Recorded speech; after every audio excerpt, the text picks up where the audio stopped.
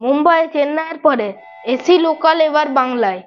প্রথম AC local train এলো নদিয়ার রানাঘাট স্টেশনে। রানাঘাট কাটসেটে বর্তমানে রয়েছে এই এসি লোকাল ট্রেন।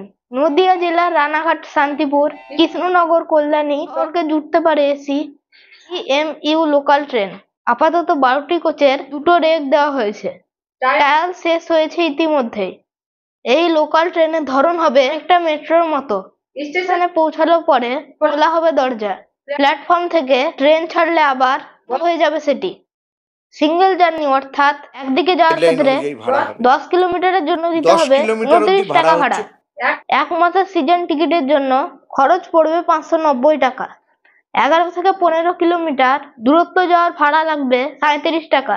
টিকিটের দাম হবে 480 টাকা।